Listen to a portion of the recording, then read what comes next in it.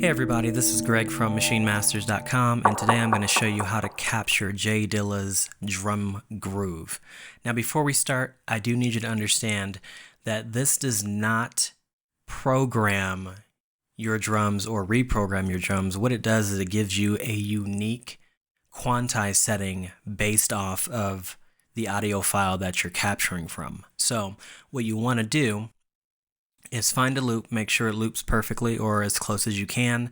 In my case, I use Geek Down. Here's the sound of that.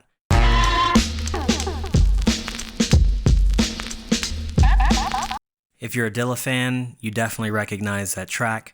The next thing you want to do is take your original drum groove, which is, I'll show you mine right here. This is just something really quick and simple. And what I want you to notice is how stiff it sounds.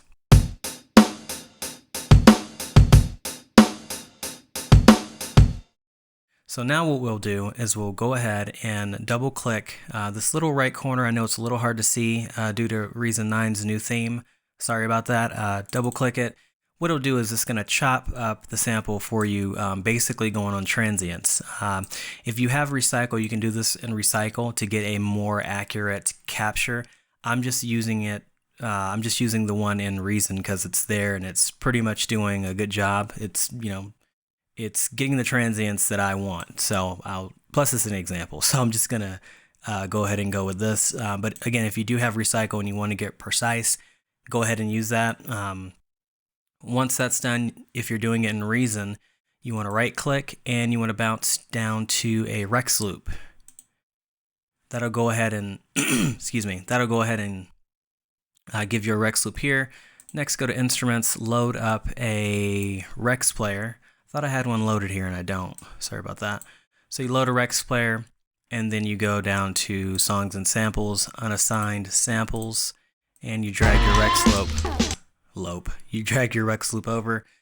Go ahead and disable the playback and see, we'll go ahead and send this to track. I know you can't see it, but if you've been using Reason, there's a copy loop to track that goes right there. And then we'll go ahead and we will solo this just to make sure it plays okay. Let's turn that down just a little bit.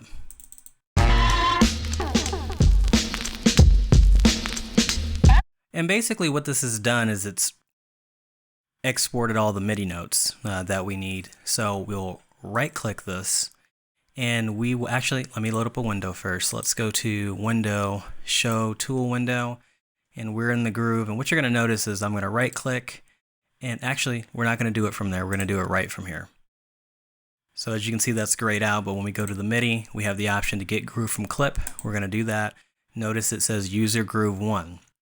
Next, load up the Groove Mixer. You'll also see that it says User 1. And what we're going to do is we're going to pay attention to these banks here. If you can see, we have A, B, C, and D. The groove is on A. So we're going to, let's lower this for a second because it's in the way. We're going to go ahead, bring this up because none of the other stuff up there is important. And we're going to go down to the note lane and enable User Groove 1. So note lane, Bank A, User Groove 1. And I did that on the wrong channel. So let's go ahead and disable that. We want to apply that to the original drum pattern.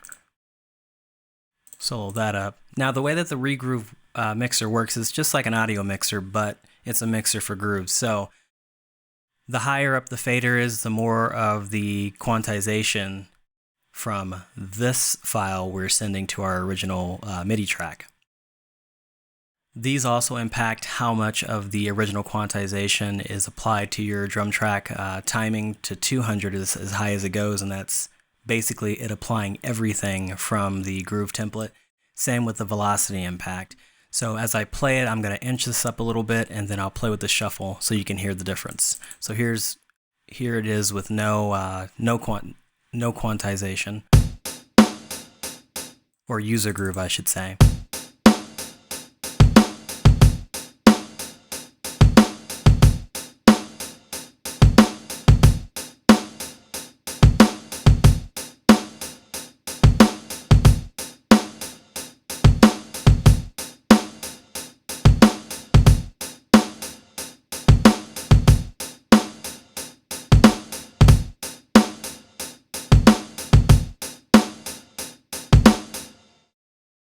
And that's how you do that. Now, there may be a point in time where you want to apply grooves to each element of a drum track. You know, the kick pattern, the hi-hat pattern, or whatever else you have in your drum pattern.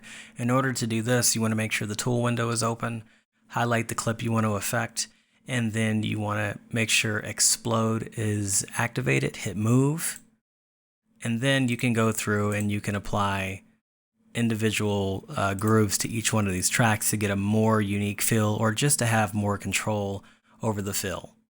And last, another thing you can do is you can take groove quantizations from previous tracks or any audio file for that matter. For example, you know, if you have a track where you just really like what you did with the drums, then you can go ahead and take the groove. Like for me personally, I play everything without the quantize, and I generally tap everything out, you know, one sound at a time, and I like the offbeat sound that I capture. So to replicate that timing, I'll go ahead and make a groove template out of this. So let me show you how that's done. Actually, let's just do the drums because that's what I'm after.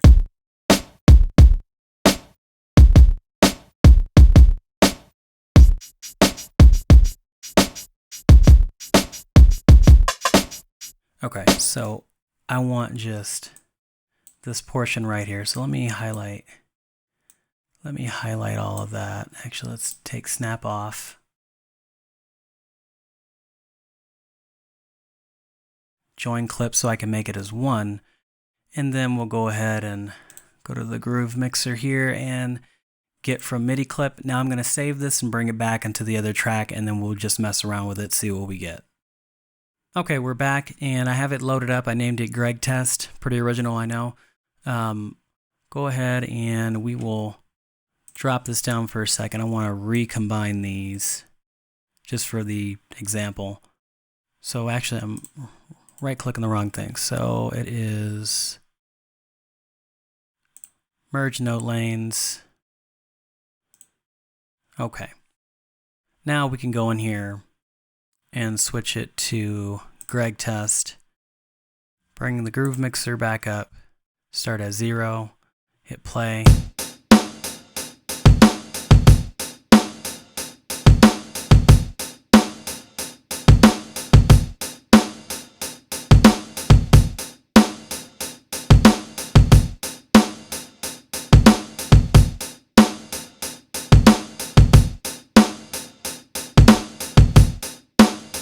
Okay, and that's how you do that. And if you want to get even more experimental, you can take grooves from drum loops and try them out on different drum loops or break beats and things like that. So anyway, I hope this was beneficial. If you do have any questions or would like for me to go more in depth with this technique, as there's tons of stuff I can explain, please leave a comment below and I will see you on the next tutorial.